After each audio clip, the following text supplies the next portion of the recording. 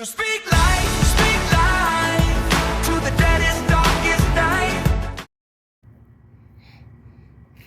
Alright, hello everybody. Today we have a Toyota Camry. This is a 2000. It's got the 2.2 liter. This will cover cars from basically 97 to 2001 with the 2.2 liter engine. What I did on this one is I replaced the head gasket and did a bunch of other work on the car. Took everything apart, cleaned everything up. Intake was fairly dirty. Engine was surprisingly clean though. This car's got almost 170,000 miles on it, so it looked pretty good. Anyways, I cleaned the intake system on it, and I also cleaned inside of here. When you take all this apart, this is your throttle body control, and back here is your EGR. You can clean that all up, and then the whole intake system there. Well, what happened is when I started up the car, it went up to 4,000 RPM. I'm like, whoa boy, and it quickly revved up to 5, and I'm like, uh-oh, shut her down. So I came out here, checked everything. I made sure my linkage here was good. You can see that's not binding up any. I made sure all my hoses were good, everything there, all the things I put on, everything looked good.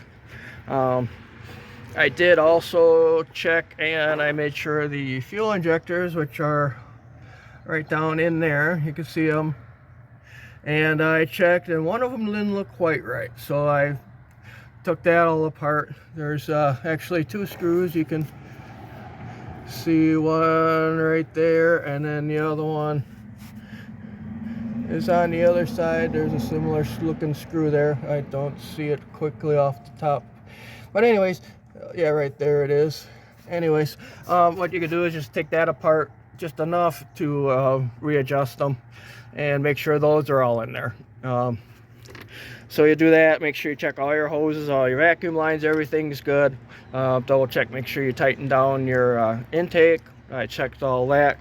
So basically when it revs up like that, there is a vacuum leak. Now, I also looked, I checked all that, that was good. After that is what I found out too, is that Toyota does not have a fuel trim in the computer, and it basically has to relearn it once you disconnect your battery. So if you have problems with that and it goes up, and they typically said it goes to 2,000, not quite 4,000. Well, after fiddling around with all that stuff, I did get it, so it didn't rev up to 5,000. It went up to 4,000. I'm like, okay, great.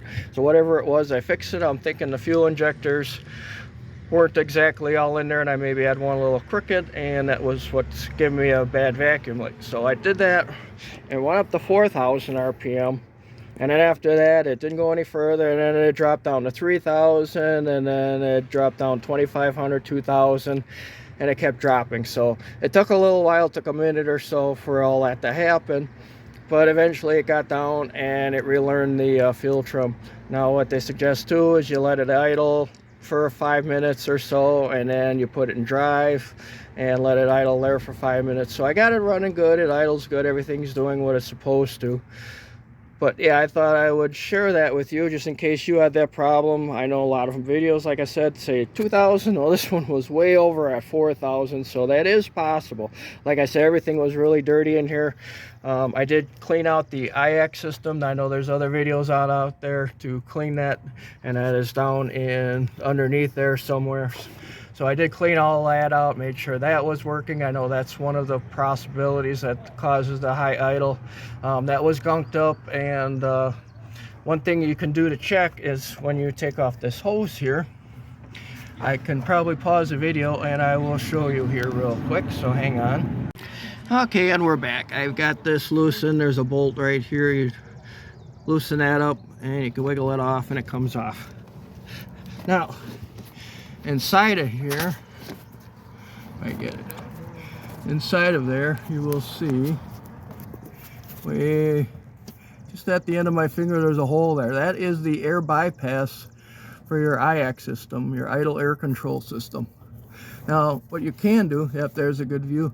What you can do is take like a hard piece of rubber or something, put it in there to block that off, and that will confirm to you if the IAC is leaking. If you start it up and it idles fine, That's a quick check, and you'll know that the IX system is clogged up or needs to be replaced. I would definitely clean it up first, double check, make sure everything's good. You can do a test with an ohm meter on there. I know there's videos out there that will show you how to do that. I typically try to do videos where there's nobody else talking about it. So anyways, that's one quick check. So I did that. So I confirmed that the IX passageway there was not leaking. And so that confirmed that. So, and that goes back on there like that. So those are some things you can check here. Make sure. So like I say, if you get that really high idle, yeah, if it goes up from there, if it just stops and it doesn't go up any further, fine. But if it keeps revving higher and higher, you know you got a problem. Shut it down, figure out what's going on. So hopefully those helped, some helpful hints and hints for you on my videos here. And I'm looking forward to seeing you again on other videos. Thanks for watching.